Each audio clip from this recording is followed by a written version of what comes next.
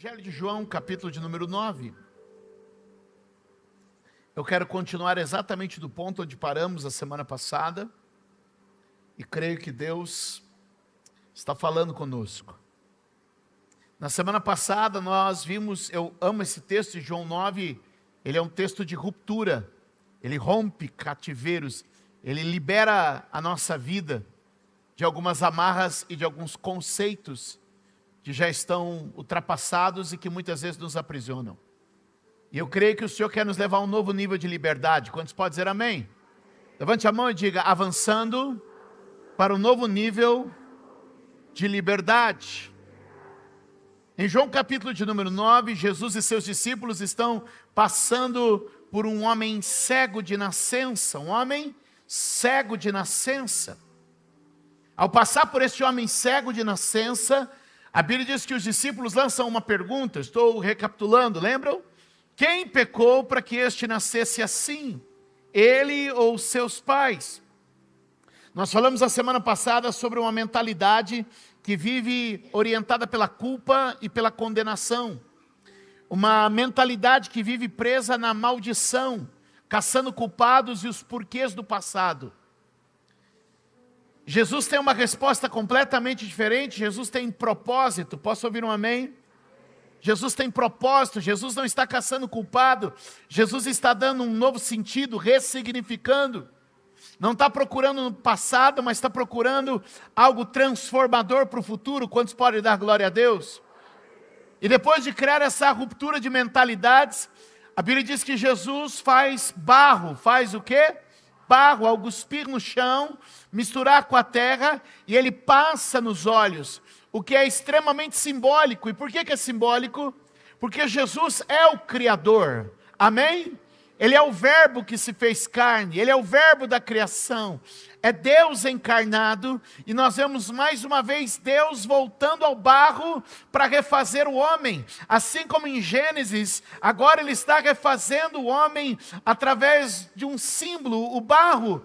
Eu quero dizer para vocês, tudo que estava quebrado Jesus conserta, tudo que Satanás fez para destruir, Jesus desfaz a obra do diabo e refaz a obra de Deus. Quantos podem dizer amém?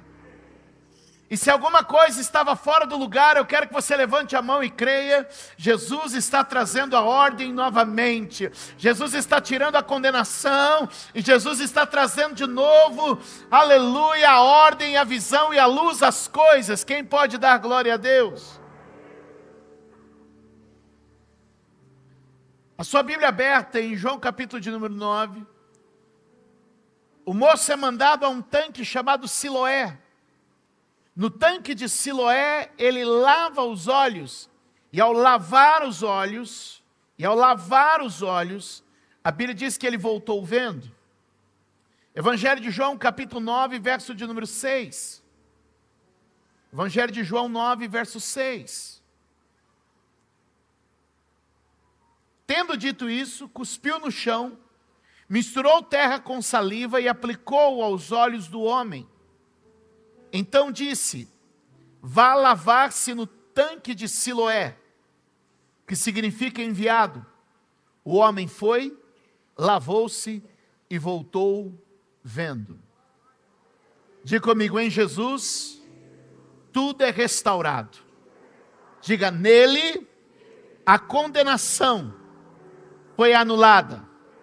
Diga, por ele, a vida ganha forma e propósito.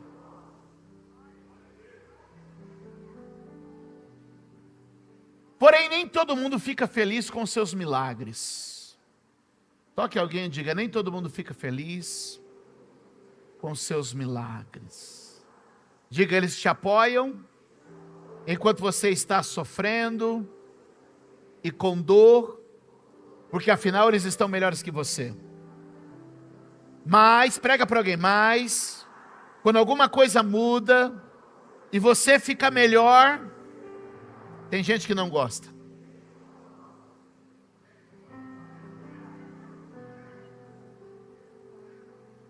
Evangelho de João, capítulo de número 9, verso 13.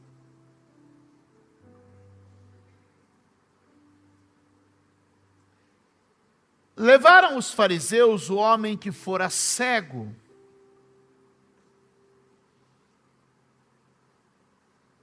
E era sábado, o dia em que Jesus havia misturado terra com saliva e aberto os olhos daquele homem. Então os fariseus também lhe perguntaram como ele recebera a visão. O homem respondeu: ele colocou uma mistura de terra e saliva em meus olhos, e eu me lavei, e agora vejo, vejo.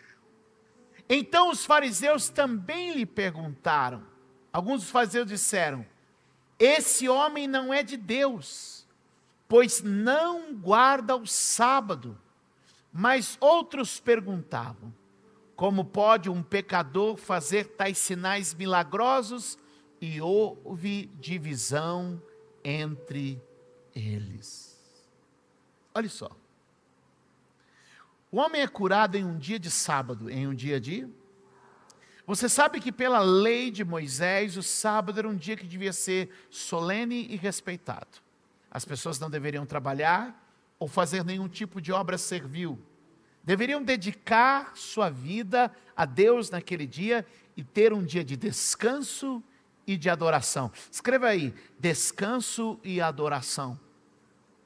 O que você acha de ter um dia para descanso e adoração? O que você acha? Você responde. É uma coisa boa? Sim ou não? Um dia para descansar e adorar é uma coisa boa? Sim ou não? Mas nós, seres humanos, temos a mania de pegar as coisas boas que Deus nos dá e transformá-las em peso. Transformá-las em um cativeiro, em uma escravidão, em uma prisão. E há muitas pessoas que estão pegando os bons conselhos de Deus e transformando os bons conselhos de Deus em uma prisão. Há muitas pessoas que têm pegado os bons conselhos de Deus e o transformam em um fardo religioso pesado demais para carregar. O que eu quero dizer para você é que todo conselho de Deus é bom. Todo princípio de Deus é proveitoso, mas ele não pode se tornar uma corrente que aprisiona a sua vida. Eu vim pregar para esta igreja hoje. Deus quer trazer você para um nível de liberdade, em que você desfruta do bom conselho de Deus e do bom princípio de Deus, mas não vive preso a regras que os homens distorcem. Quantos podem dizer amém? Levante a mão e diga: foi para a liberdade que Cristo me libertou. O que nós vamos ver agora nos próximos minutos, por favor, eu vou ser bem objetivo, você pode estudar isso com um pouco mais de calma, talvez depois, mas observe o seguinte: Deus dá um bom princípio, mas a cultura dos homens transforma aquele bom princípio em algo penoso, em algo pesado, em algo difícil, em algo limitador. Deus está dizendo para mim e para você neste dia, ouça o que eu vou lhe dizer agora. Deus está dizendo para mim e para você neste dia: o meu princípio é bom e proveitoso, mas ele não pode se tornar uma escravidão na sua vida, ou te tornar alguém aprisionado. Há muita gente pegando este livro, mostrando as coisas boas deste livro, mas fazendo disso uma prisão para muitas pessoas. Eu quero declarar: conhecereis a verdade, e a verdade liberta, a verdade não aprisiona. Deus trouxe alguém aqui esta noite para te dizer: ei, alguém ficou sobre um pretexto de uma religião, criando um peso e um fardo que você não precisa carregar, e o Espírito Santo está aqui hoje para tornar a sua vida mais leve, sem desviar 1 milímetro do princípio de Deus, sem se afastar da vontade de Deus, mas vivendo gozo e alegria de servir a Deus com abundância, com favor e com bondade. Se a religião tem roubado de você a alegria de uma vida de milagres, eu vim com ousadia pregar: a noite de hoje devolve a você a ousadia dos milagres e a alegria de viver na presença de Deus. Quem está comigo aqui? Eu quero que você preste atenção. O sábado em si era um dia de descanso e de celebração, o que é muito bom para mim e para você, sim ou não? Mas o problema é que os homens fizeram desse princípio de Deus uma regra opressora. Diga, eu não aceito na minha vida que os princípios de Deus tomem a forma de uma regra opressora. Olha o que a Bíblia vai dizer, eu preciso que vocês sejam rápidos no texto. Mateus capítulo 12, verso 11. Eu quero ler para vocês. Mateus 12, verso 11. Põe para mim. E ele lhes respondeu: qual de vocês, se tiver uma ovelha e ela cair num buraco no sábado, não irá pegá-la e tirá-la de lá? Ei, verso 12. Então ele disse ao homem: estenda a mão. E ele estendeu a mão e ela foi restaurada. Quantos podem dar glória a Deus? Era um sábado e Jesus estava pronto para curar no sábado. Era um sábado e Jesus estava pronto para libertar um homem de um cativeiro no sábado. Era um sábado e as pessoas estavam olhando se ele faria o bem ou não faria no sábado. Então Jesus olhou para ele e falou: se a ovelha de vocês, que representa dinheiro, cair no buraco, você vai tirá-la, não vai? Então esse homem que está é minha ovelha, eu vou tirá-la desse buraco de dor, eu vou tirá-la desse buraco de doença. Vocês estão fazendo do princípio uma prisão. Levante a mão e diga: o princípio não é uma prisão. Tem muita gente pegando o princípio bíblico e transformando ele em uma prisão para prender você. Eu quero que você seja livre. O princípio não é uma obrigação. Cutuque alguém e diga: o princípio não é uma obrigação.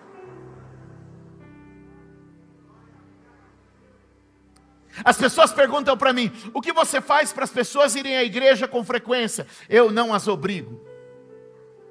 O que você faz para as pessoas contribuírem com a igreja? Eu não as obrigo. O que você faz para ter voluntários, as dezenas e as centenas servindo na igreja? Eu não os obrigo. Você não entendeu isso. A sua mente ainda é muito religiosa. Você ainda está preso em muita coisa. Deus quer quebrar isso aqui hoje. Eles olharam para aquele homem e disseram: não pode curar no sábado, não pode lavar o rosto no sábado, não pode fazer isso no sábado. E Jesus está dizendo: o sábado é um dia para desfrutar da minha glória, é um dia para desfrutar da minha bênção.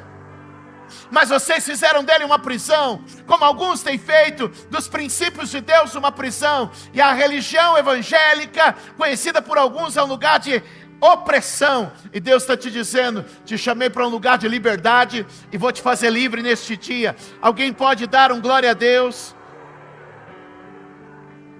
Evangelho de Marcos, capítulo de número 2, verso de número 23.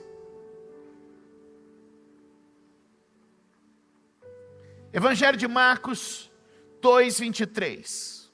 Certo sábado, certo? Jesus estava passando pelas lavouras de cereal. Enquanto caminhavam, seus discípulos começaram a fazer o quê? Deus está nos servindo com espigas. Deus está nos servindo com trigo, Deus está nos servindo com milho, Deus está nos servindo com cereal, Deus está nos servindo com uva, Deus está nos servindo com pão. Mas muitos de nós temos conceitos da lei na cabeça que não nos deixam estender a mão para uma colheita. Eu quero te dizer: tudo que estava na tua cabeça travando você e te intimidando para a colheita vai cair por terra na noite desta quinta-feira. Os fariseus lhe perguntaram: olha, por que estão fazendo o que não é permitido no sábado? E ele respondeu: vocês nunca leram o que fez Davi, quando ele e seus companheiros estavam necessitados e com fome? Nos dias do sumo sacerdote Abiatar, Davi entrou na casa de Deus e comeu os pães da presença, que apenas sacerdotes era permitido comer, e os deu também aos seus companheiros. Então lhes disse: o sábado foi feito por causa do homem, e não o homem por causa do sábado. Assim o Filho do Homem é Senhor até mesmo do sábado. Diga comigo assim, diga: o princípio puro me favorece. A lei distorcida me escraviza. Ei, você que está me assistindo agora na internet, escreva isso aqui. Eu vou repetir, você tome nota aqui, por favor. O princípio puro me favorece, mas a lei distorcida me escraviza. Escreva isso, por favor. O princípio, quando é puro, ele me favorece, mas a lei distorcida, ela me escraviza. Vamos pegar alguns exemplos, por favor. O dia do descanso e adoração me favorece, sim ou não? Mas um dia de proibição me escraviza. Eles pegaram o dia de descanso e adoração e transformaram num dia de muitas proibições, de muitas regras, onde eles precisam fazer cálculos de quantos passos podem dar, onde eles precisam criar subterfúgios, porque se eu carregar uma sacola, como pode ser isso? Até onde eu posso levar a minha sacola? Se eu entrar no elevador, eu posso apertar o botão do elevador ou não apertar o botão do elevador? Até onde isso é um trabalho? Apertar o botão é um trabalho? Sim, existem prédios ortodoxos no centro de São Paulo, que a partir das 18 horas da sexta-feira, o elevador para de andar em andar, para que eles não quebrem o sábado apertando um botão de elevador.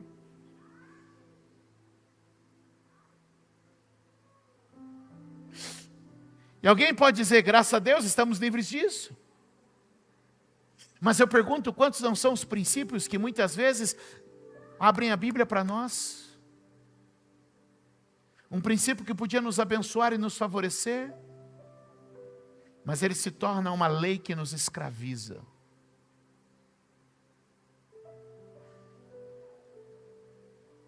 Para ou continua? Você acha que dar um percentual da minha contribuição me favorece? Sim ou não? Dar um percentual dos meus ganhos como contribuição me favorece, sim ou não?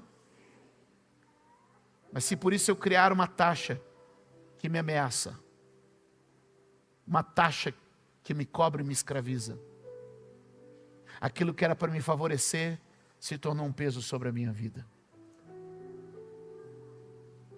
Alguém está entendendo o que eu estou querendo falar nessa noite? Faz sentido para vocês? Eu acho que vocês não vão voltar na próxima semana. Alguém pode dizer, pastor, não fale isso, porque as pessoas vão deixar de vir no domingo, ou vão parar de dar o dízimo. Eu acredito que as pessoas vão vir com mais alegria, e vão dar com mais abundância, porque a liberdade é muito mais potente do que a opressão.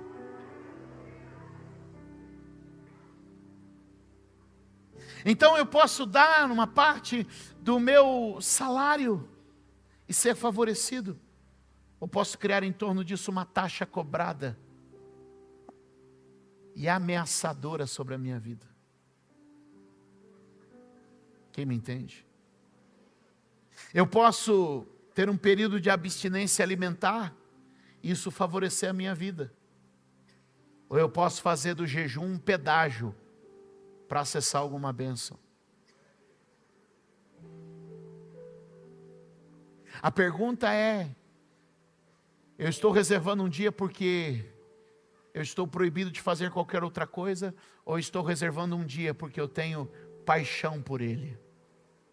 Eu estou dando uma parte do que ganho porque sei que isso alegra o seu coração, ou porque tenho medo que ele envie pragas para dentro dos meus armários? Eu estou jejuando porque quero me sentir mais íntimo e sensível à voz dele, ou porque preciso pagar o pedágio para uma bênção? Para ou continua? Eu posso brincar disso a noite toda.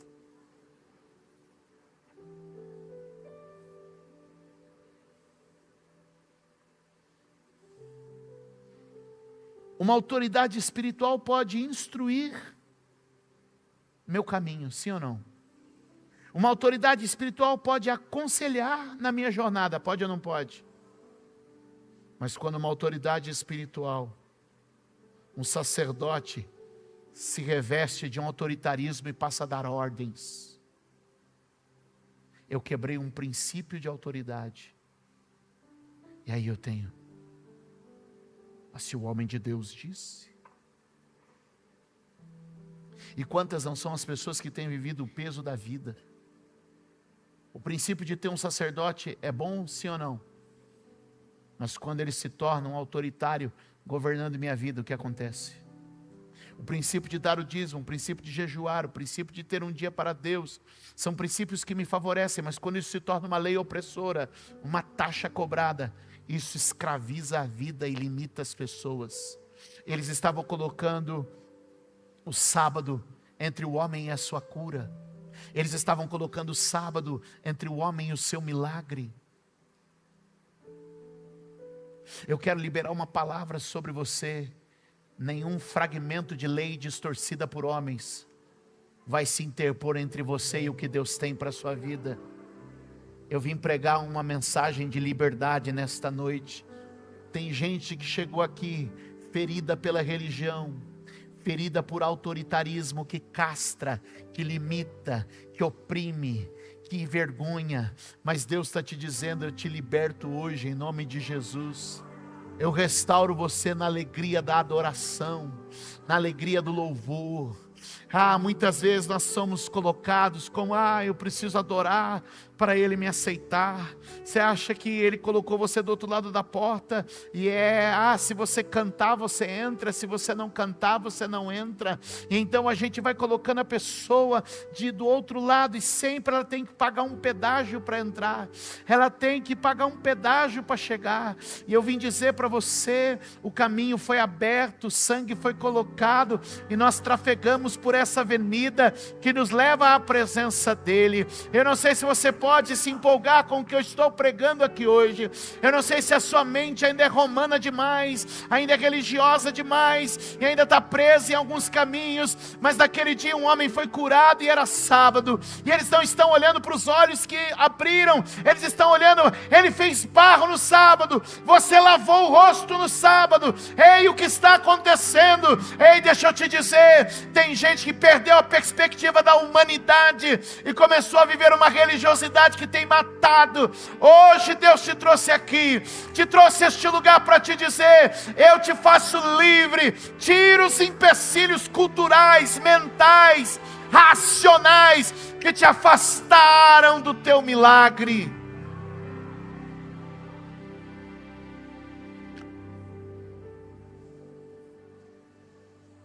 Quando uma cultura distorce os princípios de Deus, rouba a essência dos princípios de Deus, ela nos escraviza. Sim ou não?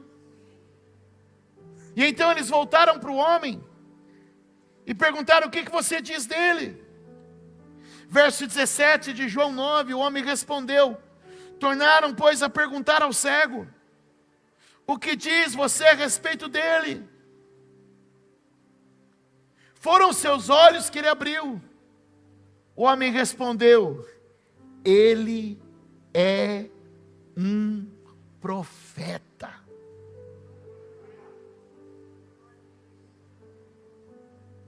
Ele é um... Ele está falando Jesus. Ele é um profeta de Deus. Ele é o enviado de Deus. Mas a mente tão dominada, tão cativa, tão aprisionada, a mente tão cega, não os permitia ver. Eles mesmos se diziam discípulos de Moisés. E o próprio Moisés, no passado, em Deuteronômio, disse assim: vai se levantar um profeta como eu. Eles estão diante de realidades que eles estudaram, mas não conseguiam ver.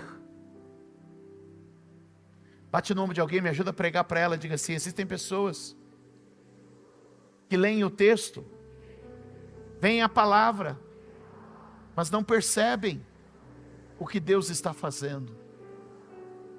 A mente está tão cauterizada, a mente está tão limitada. Sabe o que acontece aqui? Algumas pessoas vêm e começam a vir à igreja. Algumas delas vêm desconfiadas, porque houve algumas coisas de nós por aí. Vocês ouviram também já. E elas vêm desconfiadas. Você vai lá naquela igreja. Tem certeza? Essa semana eu atendi uma mãe e um pai. E eu achei super legal. Tem umas coisas que me empolgam, Chuva. Eu atendi um casal, uma mãe e um pai. E o filho tinha começado a vir no NGA. E aí, na antiga igreja, as pessoas lá tinham alguns conceitos sobre nós. A cor da nossa parede, as nossas luzinhas, que a gente gosta tanto, a nossa pregação, o que a gente fala, a maneira como a gente pensa sobre prosperidade e dinheiro, algumas coisas assim. Vocês já devem ter ouvido, não é? Vivem tentando me desqualificar. A igreja da moda, a igreja do momento. Só que a gente é uma moda que não passa faz 22 anos. E pela minha experiência no ramo da moda, uma moda que já dura 22 anos não é mais uma moda, já é um clássico. E aí, a mãe ficou preocupada. Boa mãe, excelente mãe. O filho agora está vindo no NGA. E então ela falou, vou começar a assistir pelo YouTube as mensagens desta igreja. Eu preciso ficar de olho no que meu filho está ouvindo. E ela ouve Bispão uma semana, ouve Bispão a segunda semana, ouve Bispão a terceira semana, ouve quarta semana. Bom, não preciso dizer mais nada. A integração está aí para isso. Algumas pessoas pegaram a piada, outras não. E o que acontece comumente é que as pessoas vêm e me procuram, e sabe o que elas falam para mim? Você lê algumas coisas na Bíblia, que eu achei que nunca estivessem na Bíblia. Mas quando eu abro a Bíblia, elas estão lá.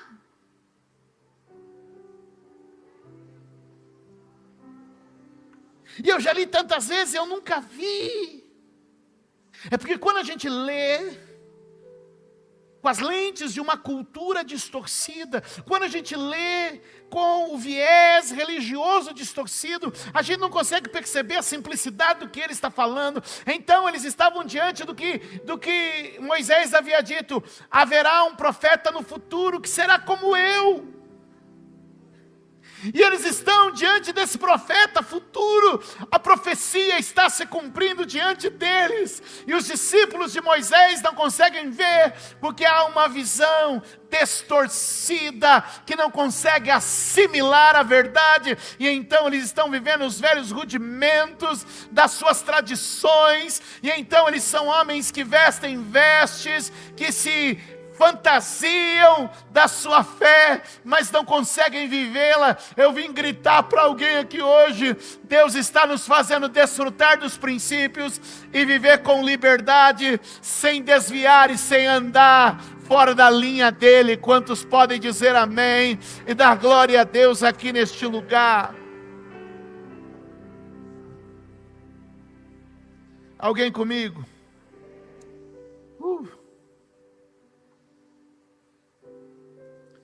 Mentes que estão cativas rejeitam. Eles rejeitam os sinais, eles rejeitam as conversões, eles rejeitam os dons. Então, quando Deus começa a operar, eles falam: mas será que Deus está operando? E quando as pessoas começam a se converter, mas será que essas pessoas estão se convertendo? Eu me lembro quando nós fizemos um dos primeiros grandes batismos públicos. Nós começamos isso há muitos anos, fazer grandes batismos públicos. A gente foi um dos pioneiros disso. Antigamente os batismos ficavam escondidos dentro das igrejas, e então nós começamos a levar o batismo para fora, para lugares públicos, como um grande testemunho de fé. E era, há muitos anos atrás, era a primeira vez que a gente ia fazer um batismo dentro do ginásio da piscina, com uma arquibancada lotada de pessoas, num lugar público. Nós estamos falando isso de praticamente 15 anos atrás. E eu me lembro de uma pessoa, essa pessoa fez parte da minha infância, mas isso não vem ao caso. Ele já é um senhor, e ele encostou na grade, e nós começamos a trazer as pessoas a quem seriam ministrado o batismo. E ele começa a olhar aquilo. E ele diz assim: será que essas pessoas estão preparadas para se batizar?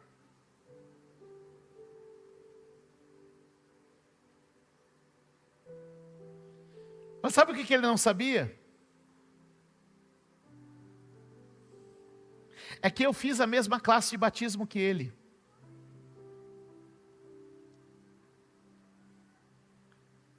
E a classe de batismo que a gente tem aqui hoje é uma reprodução da classe de batismo que eu fiz há mais de 35 anos atrás. Portanto, quando ele questiona a nossa preparação, eu só poderia dizer para ele: ei, eu estou copiando a sua preparação.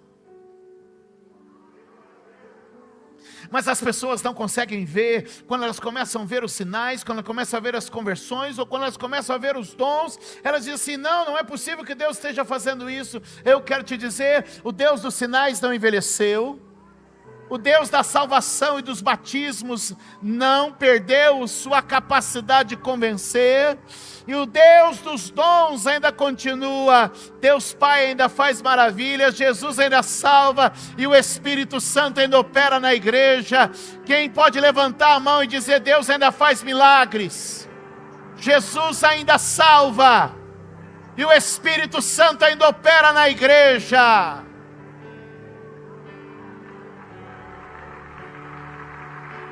Louvado seja Deus, louvado seja Deus, louvado seja Deus.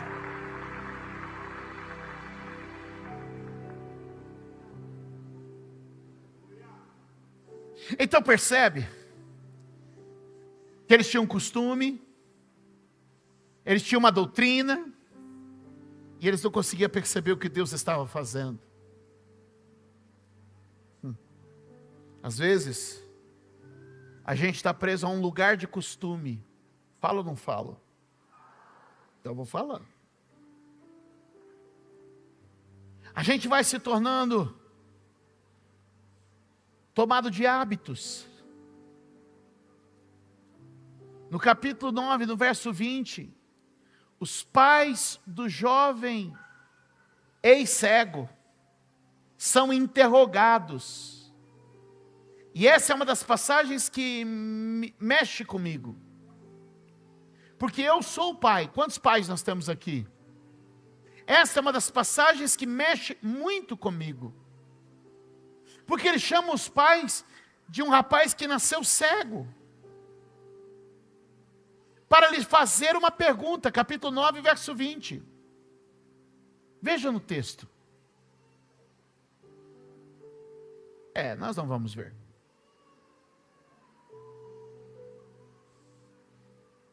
Responderam os pais: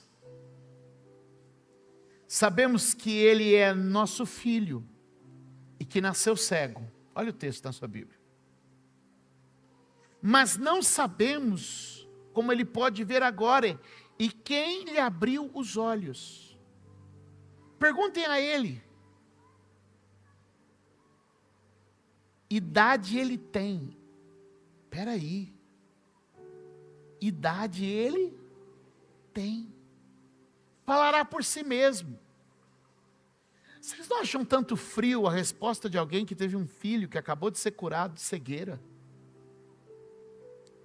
Um menino cego de nascença, cujos olhos foram recriados pelo Deus Criador. Mas olha a explicação. No verso de número 22, eu preciso que você preste atenção nisso.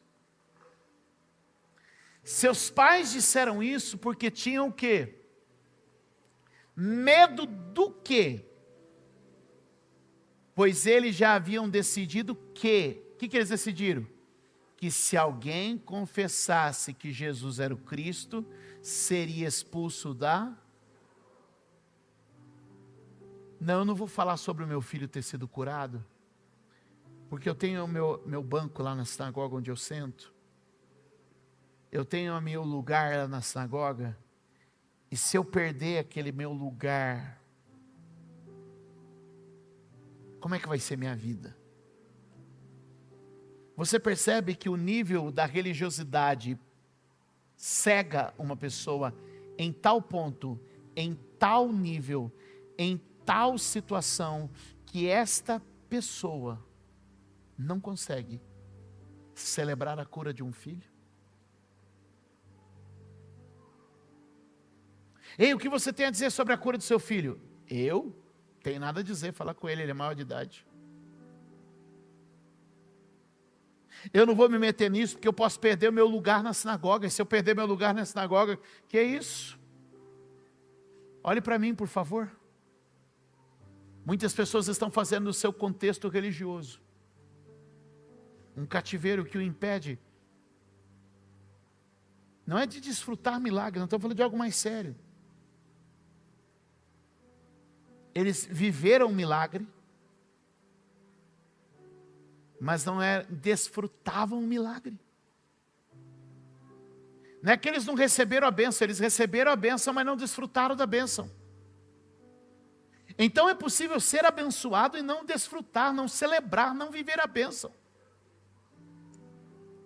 É possível que nós tenhamos homens e mulheres desta casa hoje abençoados por Deus, que não estão conseguindo desfrutar ou viver a bênção de Deus que está sobre eles.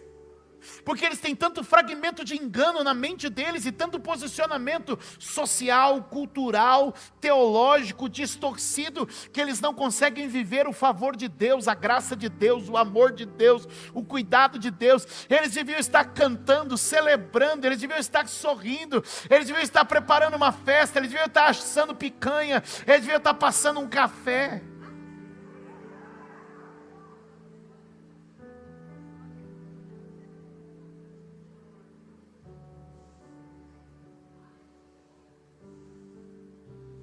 Mas eles, tendo o milagre dentro de casa, não abriram um sorriso pelo milagre, muito pelo contrário, estavam com medo. Levante a sua mão direita, eu tenho que terminar, meu Deus.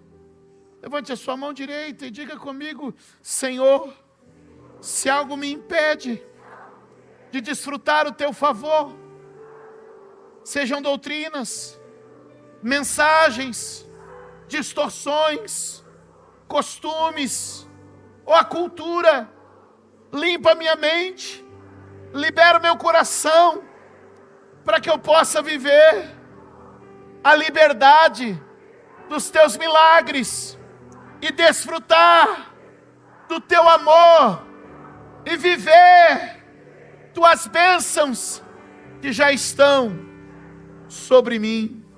Quem pode dar um aplauso ao Senhor? A rotina da religião não vai matar sua sensibilidade.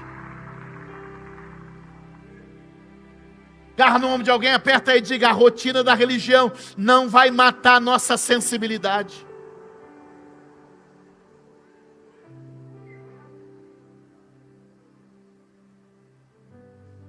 A frieza da lei não vai endurecer o nosso coração.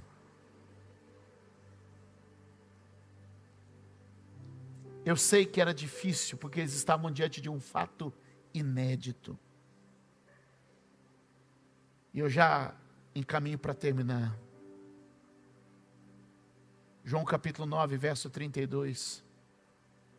O texto diz: ninguém jamais ouviu que os olhos de um cego de nascença tivesse sido aberto.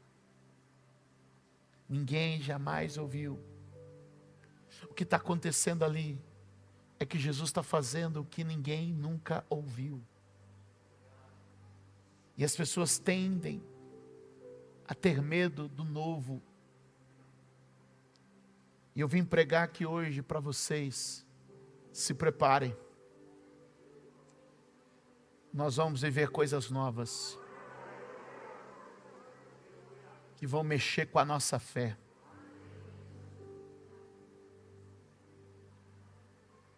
Aquele homem disse: ninguém jamais ouviu que os olhos de um cego de nascença tivessem sido abertos.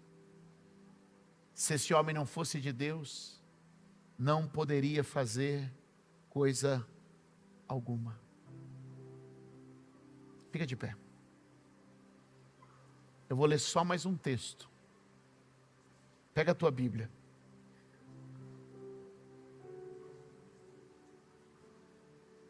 Que eu vou declarar aqui agora. Se você tiver a capacidade de pegar isso, eu vim profetizar. Bate no ombro de alguém e diga assim: nós vamos ver coisas inéditas.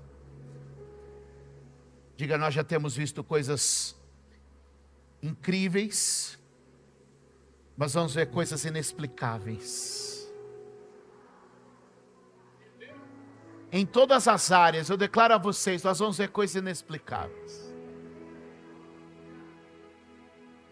Você vai dizer: eu nunca vi uma mensagem assim, eu nunca vi um louvor assim, eu nunca vi um milagre desse, eu nunca vi uma igreja dessa, eu nunca vi uma bênção assim, eu nunca fechei um negócio desse, eu fiz uma oração dessa, eu nunca tive uma experiência como essa.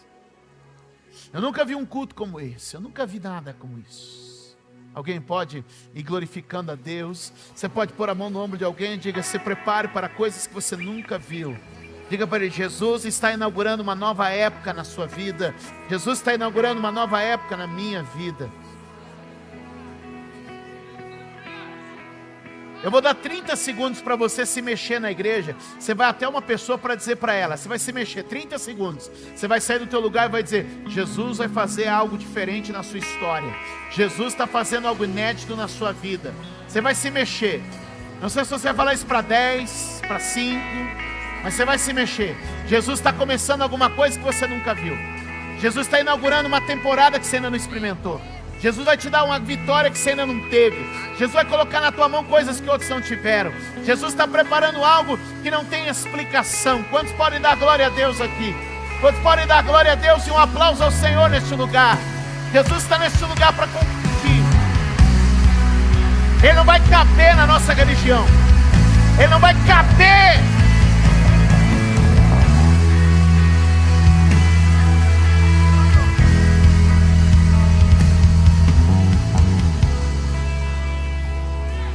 Ei, o que Jesus está para fazer não vai caber na caixinha da religião.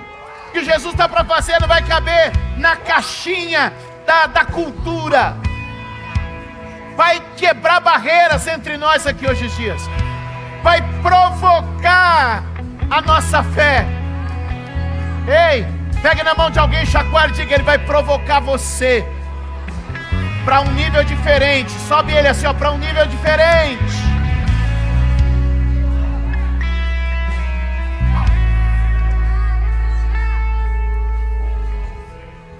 O que Jesus veio fazer foi inaugurar um tempo onde mais nada seria igual. E havia homens que estavam presos, que não conseguiam ver que ele estava inaugurando um novo tempo. E a pergunta é: nós vamos ficar presos aos velhos costumes e deixar de desfrutar a leveza e a liberdade, o favor e a graça, a bênção e o milagre que o Senhor está trazendo sobre nós? Eu vejo algo novo chegando.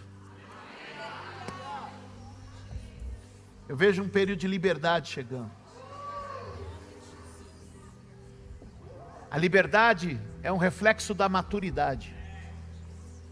E à medida que nós recebemos maturidade, nós também podemos ter mais liberdade. Um pai dá liberdade ao filho à medida que ele ganha maturidade. É assim, seus meninos vão crescer. E à medida que eles se tornarem mais maduros, você dará a eles mais liberdade. Mais liberdade, mais liberdade. Você vai colocar leis sobre eles enquanto eles ainda forem imaturos. Mas à medida que eles aprendem as lições, absorvem os princípios, eles não precisarão ser obrigados, eles serão inspirados. Eles sabem que aquilo coopera e eles não precisam mais viver aprisionados, presos, travados. Quantos entendem isso? Porque à medida que a maturidade vem, a liberdade também chega.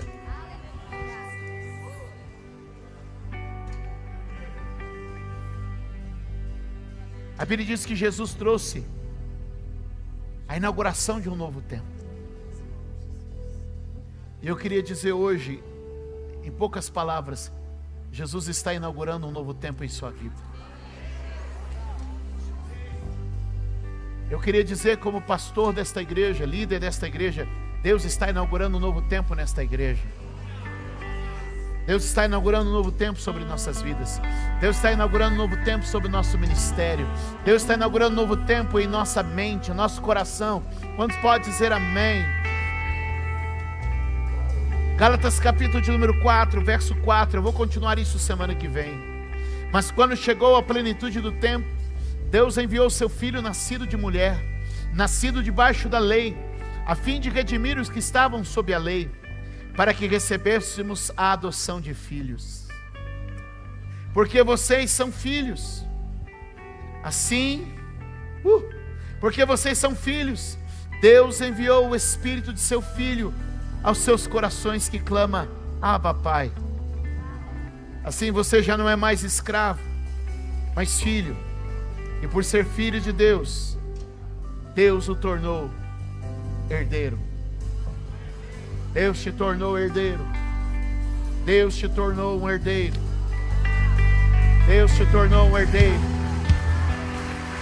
Deus te tornou um herdeiro. O tempo dos servos passou. O tempo dos herdeiros chegou.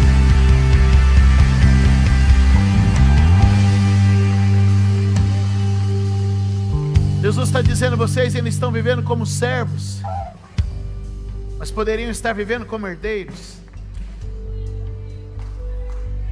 Vocês estão vivendo como escravos, mas poderiam estar vivendo como filhos.